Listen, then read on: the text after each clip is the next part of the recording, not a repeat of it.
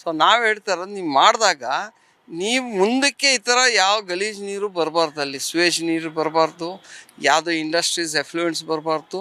ಆ ಥರ ನೀವು ನೋಡ್ಕೋಬೇಕಂದ್ರೆ ನೀವು ಎನ್ಶ್ಯೂರ್ ಮಾಡಬೇಕು. ಸುಮ್ಮನೆ ಖರ್ಚು ಮಾಡ್ತಿದ್ದೀವಿ.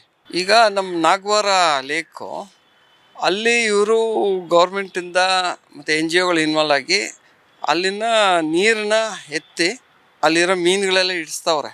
ಅಷ್ಟು ಹಿಡ್ದಿದ್ದಾರೆ. ಈಗ ಏನೇನು ಮೀನು ಉಳಿದಿದೆಯೋ ಅದನ್ನೆಲ್ಲ ಎತ್ತಾಕೊಂಡು ಆ ಕೆರೆ ನೀರು ಖಾಲಿ ಮಾಡಿ ಆಮೇಲೆ ಹೂಳೆತ್ತಾರೆ, ಡಿಸಿಲ್ಟ್ ಮಾಡ್ತಾರೆ.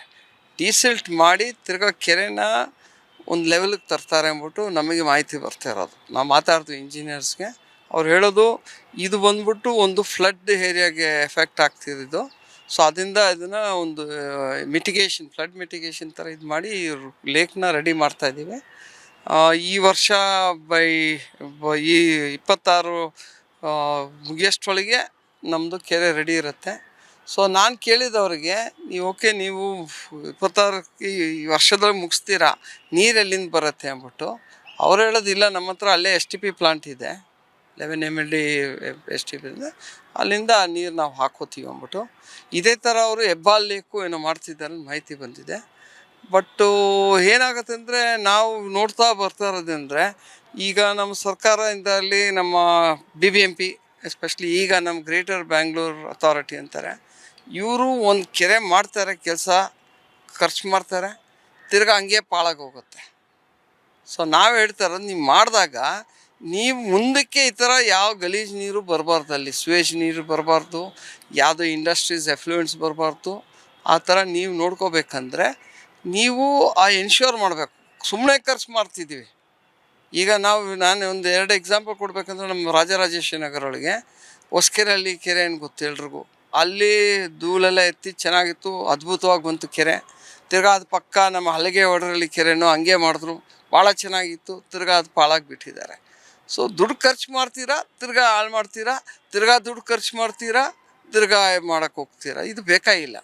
ಒಂದೇ ಸತಿ ಮಾಡಿ ಆಮೇಲೆ ಎನ್ಶ್ಯೂರ್ ಮಾಡಿ ಮುಂದಕ್ಕೆ ಯಾವ ಥರನೂ ತೊಂದರೆ ಆಗೋಲ್ಲ ಅಂದ್ಬಿಟ್ಟು. ಎಕೋಸಿಸ್ಟಮ್ ಲೇಕ್ ಎಕೋಸಿಸ್ಟಮ್ ಏನೂ ಆಗಬಾರ್ದು ಅಂದ್ಬಿಟ್ಟು.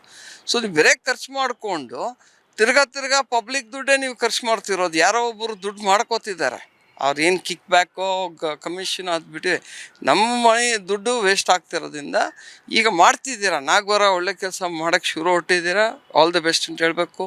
ಹೆಬ್ಬಾಲು ಮಾಡಿದ್ರೆ ಒಳ್ಳೇದಂತ ಹೇಳ್ತೀವಿ. ಬಟ್ ಎನ್ಶ್ಯೂರ್ ದಟ್ ನೀವು ನಮ್ಮ ದುಡ್ಡನ್ನು ವೇಸ್ಟ್ ಮಾಡಬೇಡಿ. ಆಮೇಲೆ ಮುಂದಿನ ದಿನಗಳಿಗೆ ಯಾವುದೇ ಸ್ವೇಜ್ ಒಳಗಡೆ ಬರಬಾರ್ದು, ಯಾವ ಎಫ್ಲುಯೆನ್ಸು ಒಳಗಡೆ ಬರಬಾರ್ದು, ಇಂಡಸ್ಟ್ರಿಯಲ್ ಏನೋ ಆಗಬಾರ್ದು, ಆ ಲೇಕ್ ಕಂಟ್ಯಾಮಿನೇಷನ್ ಆಗಬಾರ್ದು. ಆ ಪೊಲ್ಯೂಷನ್ ಎಲ್ಲ ನೀವು ಕಂಟ್ರೋಲ್ ಮಾಡಬೇಕು ಅನ್ನೋದು ನಿಮ್ಮ ಜವಾಬ್ದಾರಿ. ಸೊ ನಾವು ಕೇಳ್ಕೊತಿರೋ ಸರ್ಕಾರಕ್ಕೆ ನೀವು ಮಾಡಿ, but ensure that you do a proper job. ಫ್ಯೂಚರ್ಗೆ ಯಾವ ತೊಂದರೆನೂ ಬರಬಾರ್ದು ಆ ಕೆರೆಗೆ ಅಂತಾರೆ. ಅಲ್ಲ, ಈಗ ಏನಾಗಿದೆ ನಮ್ಗೆ ಬಂದಿರೋದು ಮಾಹಿತಿ ಏನಂದರೆ, ಒಂದು 6 ತಿಂಗಳ ಹಿಂದೆಯೇ ಕಾಂಟ್ರಾಕ್ಟರ್ಗೆ ಫಿಶ್ ಕಾಂಟ್ರಾಕ್ಟರ್ಗೆ ಕೊಟ್ಟಿದ್ದಾರಂತೆ. ಅವ್ರಿಗೆ ಹಾಳೆ ಹೇಳಿದಾರಂತೆ, ನೀನು ಮೀನುಗಳೆಲ್ಲ ಇಟ್ಕೊಳ್ಪ, ಜಾನ್ವರಿ ಒಳಗೆ ನಾವು ಧೂಳು ತೆಗಿಬೇಕು, ನೀರೆಲ್ಲ ಹೋಗ್ಬಿಡುತ್ತೆ. ಸೊ ಅವ್ರಿಗೆ ಹೇಳಿ ಅವ್ರು ಆಗಲೇ ಎಷ್ಟೋ ಮೀನುಗಳು ಹಿಡಿದು ಮಾರಾಡ್ಕೊಂಡಿದ್ದಾರೆ. ಈಗ ಮಿಕ್ಕಿರೋ ಮೀನನ್ನ ಅವರು ಹಿಡಿದು ಅವ್ರು ತಿರ್ಗಾ ಬೇರೆ ಕಡೆ ಬಿಟ್ಕೊಂಡು ಅಥವಾ ಮಾರಾಟ್ಕೊಂಡು ಇಟ್ಕೊಳ್ಬೋದು. ಬಟ್ ಮುಂಚೆನೇ ಅವ್ರಿಗೆ ಹೇಳಿದಾರಂತೆ, ಈ ಥರ ನಾವು ಪ್ರಾಜೆಕ್ಟ್ ಇದೆ, ಕೆರೆ ಧೂಳು ಎತ್ತಬೇಕು, ಸೊ ನೀವು ಮೀನು ದಯವಿಟ್ಟು ಖಾಲಿ ಮಾಡ್ಕೊಂಬಿಟ್ರು. ಅಲ್ಲೇ ಪಕ್ಕನೇ ಅವ್ರು ಹೇಳೋದೇನೆಂದರೆ, ನಮ್ಮ ಪಕ್ಕನೇ ಫಿಶರೀಸ್ ಇರೋದ್ರಿಂದ ಅಲ್ಲಿಂದ ತಿರ್ಗಾ ಬೇಕಾದ್ರೆ ನಾವು ರೆಪ್ಲಿನಿಶ್ಮೆಂಟ್ ಮಾಡ್ಬೋದು, ಮೀನುಗಳು ತಿರ್ಗಾ ಇದು ಬಿಡ್ಬೋದು ಅಂತ ಹೇಳಿದ್ರು.